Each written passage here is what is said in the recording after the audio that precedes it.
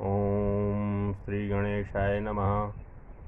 वंशे विभूषितकरानवनीरदाभात् पीताम्बरादरुणबिम्बफलाधरोष्ठात् पूर्णेन्दुसुन्दरमुखादरविन्दनेत्रात् कृष्णात् परं किमपि तत्त्वमहं न जाने। कृष्णात् परं किमपि तत्त्वमहं न जाने। मैं वेंकटेश शर्मा, सहायक प्राध्यापक, गुरुकुल संस्कृत महाविद्यालय बैरगनिया सीतामढ़ी, आज की ऑनलाइन कक्षा में शास्त्रीय सामान्य तथा शास्त्रीय प्रतिष्ठा तृतीय खंड के विद्यार्थियों का हार्दिक स्वागत करता हूं। आज की कक्षा अनिवार्य प्रथम पत्र की है। इसके अंतर्गत आज हम लोग संस्कृत साहित्य का इतिहास से वैशेषिक दर्शन के बारे में जानेंगे। कल भी हम लोगों ने इसी विषय पर चर्चा की थी। वैशेषिक दर्शन विश्व का निर्माण परमाणुओं से हुआ मानता है। ये परमाणु 4 प्रकार के हैं: पृथ्वी के परमाणु, जल के परमाणु, वायु के परमाणु और अग्नि के परमाणु। इसीलिए वैशेषिक का सृष्टि संबंधी मत परमाणुवाद का सिद्धांत कहलाता है। परमाणु शाश्वत होते हैं, ये निष्क्रिय तथा गतिहीन हैं। जीवात्माओं का अदृष्ट अथवा ईश्वर ही परमाणुओं को गति प्रदान करता है। इसी गति से सृष्टि और प्रलय होता है। आगे हम लोग सांख्य दर्शन के बारे में जानेंगे। सांख्य दर्शन भारत का अत्यंत प्राचीन और प्रमुख दार्शनिक संप्रदाय है। इसके प्रवर्तक महर्षि कपिल थे, जिन्होंने संभवतः 7वीं शताब्दी ईस्वी पूर्व में इस दर्शन के सूत्रों की रचना की। सांख्य शब्द का तात्पर्य सम्यक ज्ञान से है। सांख्य दर्शन का आधार कार्य कारण सिद्धांत है। इस सिद्धांत को सत्कार्यवाद के नाम से जाना जाता है। कार्य कारण सिद्धांत के सम्मुख उठने वाले मूल प्रश्न: क्या कार्य की सत्ता उत्पत्ति के पूर्व उपादान कारण में वर्तमान रहती है? क्या सांख्य दर्शन का सत्कार्यवाद भावात्मक उत्तर है? इसके अनुसार कार्य उत्पत्ति के पूर्व उपादान कारण में कार्य की सत्ता स्वीकार करता है। कार्य और कारण में सिर्फ आकार का भेद है। कारण अव्यक्त कार्य और कार्य अभिव्यक्त कारण है।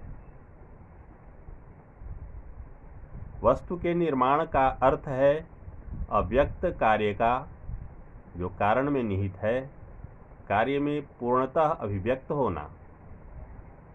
उत्पत्ति का अर्थ अव्यक्त का व्यक्त होना है और विनाश का अर्थ व्यक्त का अव्यक्त हो जाना है। अर्थात उत्पत्ति, आविर्भाव और विनाश तिरोभाव है। सांख्य दर्शन के अनुसार संपूर्ण विश्व कार्य का प्रवाह है। जहाँ तक विश्व के कारण का प्रश्न है, तो सांख्य दर्शन न तो परमाणु को मानता है और न ही चेतना को, बल्कि इसका आधार या मूल कारण प्रकृति को मानता है। प्रकृति जड़ और सूक्ष्म दोनों हैं, परंतु वह स्वयं कारणहीन है। सांख्य दर्शन में प्रकृति को प्रधान, जड़, माया, शक्ति आदि कहा गया है। वह एक अदृश्य, अव्यक्त, अचेतन, व्यक्तित्वहीन और शाश्वत है। यद्यपि प्रकृति एक है, लेकिन उसमें 3 प्रकार के गुण हैं: सत्व, रजस और तमस। गुण प्रकृति के तत्व या द्रव्य हैं। गुण अत्यंत सूक्ष्म है, जिनका ज्ञान अनुमान से प्राप्त होता है। विश्व के प्रत्येक वस्तु में सुख, दुख और उदासीनता का भाव उत्पन्न करने की शक्ति मौजूद है। इन तीनों भावों का कारण 3 गुण सत्व, रजस और तमस ही है। सत्वगुण ज्ञान का प्रतीक और श्वेत रंग का होता है। इससे सभी प्रकार की सुखात्मक अनुभूति होती है। रजस क्रिया प्रेरक है, जो वस्तुओं को भी उत्तेजित करता है। इसका रंग लाल है।